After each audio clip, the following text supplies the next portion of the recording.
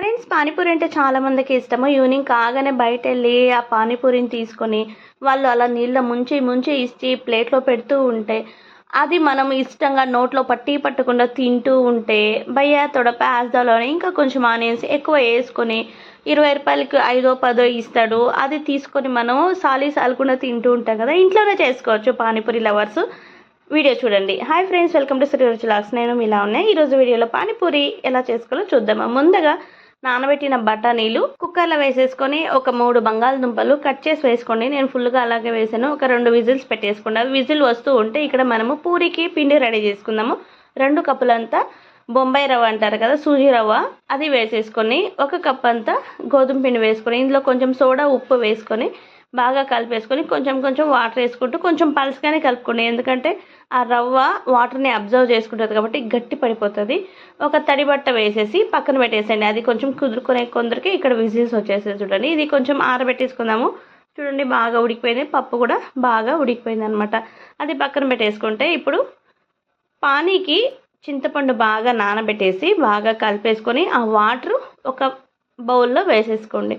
ఇప్పుడు పానీకి కావాల్సిన పదార్థాలు చూడండి. ఒక మిక్సర్ జార్ తీసుకొని కొత్తిమీర, పుదీనా, ఒక 2 పచ్చిమిర్చి, అల్లం ముక్క ఒక చిన్నది వేసుకొని నున్నగా మిక్సీ పట్టేసుకోండి. కొంచెం తొక్కగా ఉంది అనుకుంటే ఫిల్టర్ చేసుకోండి. చిన్నపిల్లలు తినేటప్పుడు మమ్మీ ఇది తొక్కగా ఉంది, ఏదో తగులుతుంది అనేసి అంటూ ఉంటారు కదా, అందుకనేసి ఇలా ఫిల్టర్ చేసుకొని చూడండి ఎంత తొక్కుందో.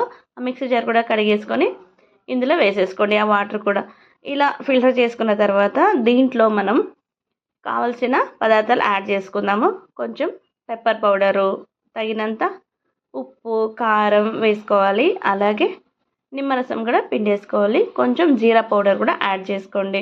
దీంట్లో చాట్ మసాలా వేసుకోండి, అదే టేస్ట్ అనమాట. ఇవంతా వేసుకున్న తర్వాత కలిపేసుకొని పక్కన పెట్టేసుకోండి. ఉప్పు చూసి వేసుకోండి. ఆల్రెడీ ఉప్పు ఎక్కువ ఉంది అనుకుంటే కొంచెం వాటర్ యాడ్ చేసుకోవచ్చు. ఉప్పు తక్కువ ఉంది అనుకుంటే ఉప్పు యాడ్ చేసుకోవచ్చు అనమాట. పానీ రెడీ అయిపోయింది, పక్కన పెట్టేసుకుందాము. మనం ఇంట్లో అయితే హైజీనిక్గా చేసుకుంటాము.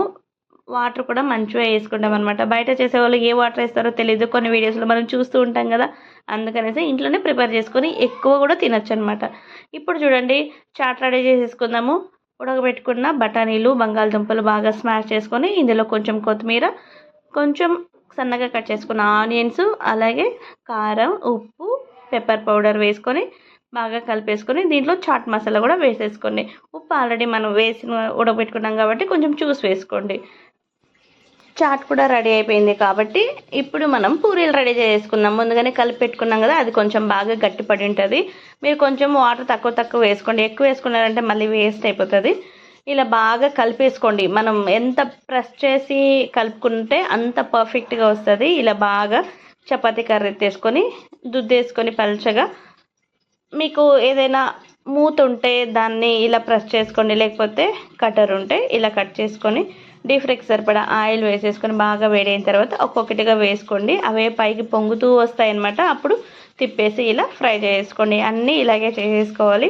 చూడండి, పూరి కూడా బాగా పొంగుతూ వస్తాయి. కొన్ని ఫెయిల్ అవుతాయి, ఇబ్బంది పడాల్సిన అవసరం లేదు. కొన్ని ఇలా బాగా పొంగుతూ వస్తాయి అన్నమాట. చూడండి ఎన్ని చేసుకున్నానో. రెడీ అయిపోయింది పానీపూరి ఇంట్లోనే. మీరు ట్రై చేసి మీకు ఆలోచన తప్పకుండా కమెంట్ చేయండి. పానీపూరి లవర్స్ ఎంతమంది ఉన్నారో కమెంట్ చేసండి.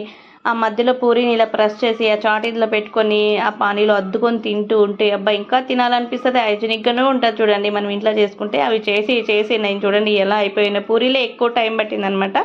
చాలా బాగా వచ్చింది, పర్ఫెక్ట్గా కుదిరింది. మీరు ట్రై చేయండి. వీడియోని అసలు లైక్ చేసి, షేర్ చేసి, సబ్స్క్రైబ్.